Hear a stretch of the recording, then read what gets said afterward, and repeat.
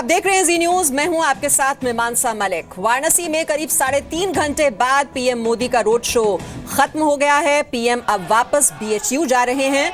वहां वो जौनपुर के लिए रवाना होंगे। जौनपुर में पीएम मोदी को एक रैली को संबोधित करना है। इससे पहले पीएम मोदी ने पहले काशी विश्वनाथ और फिर काल भैरव मंदिर में पूजा अर्चना की। पीएम मोदी कुछ देर पहले काशी विश्वनाथ मंदिर पहुंचे और वहां पर उन्होंने पूजा अर्चना की।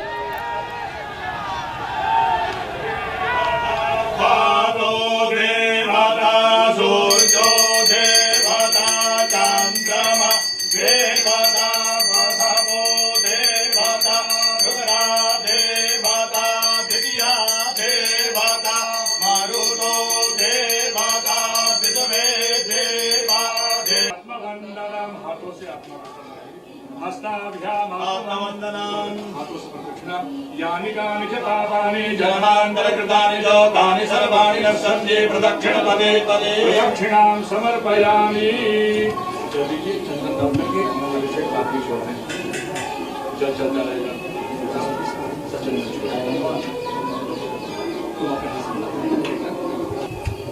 ओम नमः शंभवाय गमयो भवाय नमः शंकराय गमय सकाराय नमः शिवाय च शिवकाराय च नमो भगवते ओम तत्पुरुषाय विद्महे महादेवाय धीमहि तन्नो प्रचोदयात्।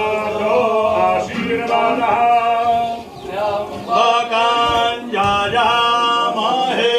सौगन्धिं पुष्टिवर्धनम् उर्वारुकमिव धनान् मृत्योर्मुक्षि। तो काशी विश्वनाथ मंदिर 12 ज्योतिर्लिंगों में से एक है और इसका बहुत ज्यादा पौराणिक और ऐतिहासिक महत्व है। आध्यात्मिक केंद्र है ये बनारस का। वाराणसी में काशी विश्वनाथ मंदिर के बाहर पीएम मोदी को एक प्रतिमा और शॉल भेंट की गई।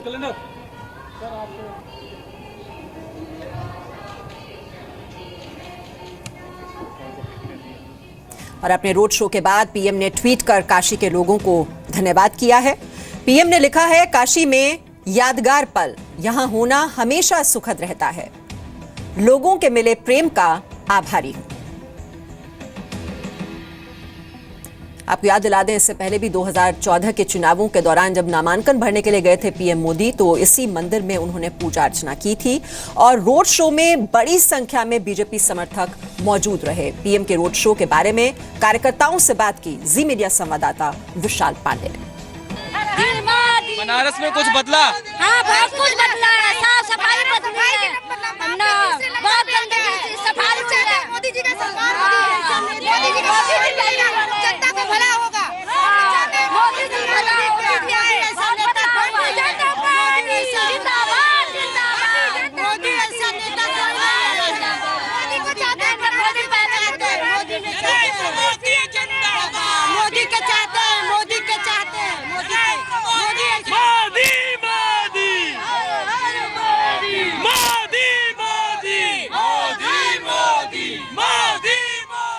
मोदी के बनारस आने से कुछ फर्क पड़ेगा? जीत गए, पूर्ण बहुमत से जीत गए। पूर्ण बहुमत आज मिल गया,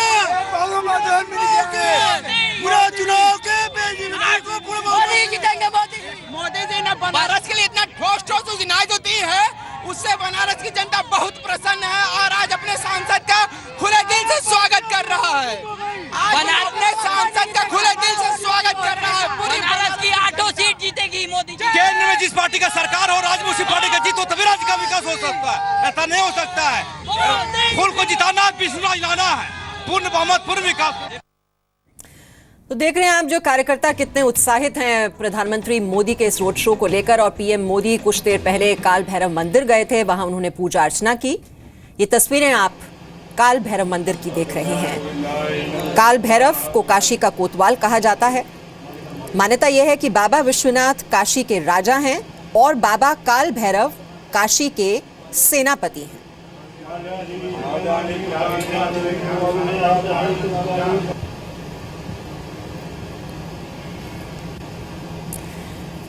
तो आप देख रहे हैं कि प्रधानमंत्री मोदी का तो रोड शो हुआ ही आज बनारस में, और कुछ ही देर में अब राहुल और अखिलेश का भी रोड शो होने वाला है। और आज ही बनारस में रैली को संबोधित करने वाली हैं मायावती। तो यूपी के चुनावी दंगल में जो इस बार त्रिकोणीय मुकाबला है, एक ओर बीजेपी है, दूसरी ओर बीएसपी है और तीसरे छोर पर है राहुल और अखिलेश का गठबंधन। और ये तीनों के तीनों दल आज बनारस में ही नजर आ रहे हैं और ये शक्ति प्रदर्शन आज दिखाई दे रहा है बनारस की गलियों में।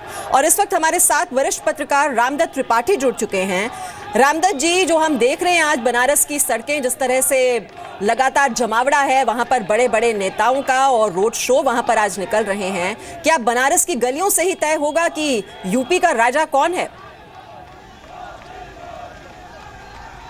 नहीं, ऐसा नहीं है। बनारस की गलियों से ये तय नहीं होगा। ये बात अलग है कि आज बनारस में धमा चौकड़ी है और मुझे बताया वहाँ से मेरे मित्र ने कि आज जो दिहाड़ी मजदूर होते हैं, जो चौराहे पे काम के लिए खड़े होते हैं, आज सबको काम मिल गया। सबको 500-500 रुपये दिया गया है। जो रैलियाँ सब जुलूस निकल रहे हैं तो सब लोगों को आज काम मिल गया। बहुत दिन से नहीं मिलता था, परेशानी थी। देखिए, ये तो अब अंतिम चरण में हम लोग पहुंच रहे हैं। बाकी तो ऑलरेडी ईवीएम मशीनों में बंद हो चुका है। जो कुछ होना था वो बंद हो चुका है। हाँ, आज का जो इम्पैक्ट है वो ये जरूर है कि आज जहाँ पोलिंग हो रही है वहाँ भी पड़ रहा होगा, क्योंकि लाइव कवरेज सब दिखाया जा रहा है। बाकी जो अगला 8 तारीख को जहाँ मतदान होना है वहाँ हो रहा है। और ये जो आज चुनाव प्रचार के लिए प्रधानमंत्री जी गए हैं और उस दौरान जो सारा फोकस उनका मंदिरों में जाके पूजा अर्चना है, तो उससे ये लगता है कि कहीं न कहीं अंदर से कॉन्फिडेंस कम है। जो इतनी पूरी ताकत झोंक दी है बीजेपी ने, प्रधानमंत्री जी को 3 दिन के लिए वहाँ ले गए हैं और भगवान भोलेनाथ के सामने उन्होंने सिर झुकाया है, तो कहीं न कहीं ये मुझे ज़रूर लगता है और लोगों को भी लगता है कि बीजेपी में लैक ऑफ कॉन्फिडेंस है। शायद इसलिए क्योंकि टिकट वितरण को लेके काफ़ी बगावत की स्थिति रही है। और बनारस खास करके जो सबसे ज़्यादा माना जाता है कि कार्यकर्ताओं में नाराज़गी है, वो बनारस में है। तो प्रधानमंत्री जी के जाने से उम्मीद ये है बीजेपी को कि वो सब छोटे छोटे मतभेद, नाराजगी दूर हो जाएगी और बीजेपी के लोग एकजुट हो जाएंगे पोलिंग से पहले। ये इसका फायदा हो सकता है। जी रामदत्त जी, मुझे वो याद आ रहा है कि जो बड़े बड़े वादे किए गए थे कि क्योटो की तर्ज पर बनारस शहर को विकसित किया जाएगा, और ये अगर प्रधानमंत्री खुद वहां पर 3 दिन बिताते हैं, साथ ही साथ बड़े बड़े मंत्री वहां पर पहुंच रहे हैं, उनका भी जमावड़ा है, तो ये क्या बीजेपी की चिंता को दर्शाता है? क्योंकि कहा यह जा रहा है कि इस बार ये केक वॉक नहीं रहने वाला बीजेपी के लिए।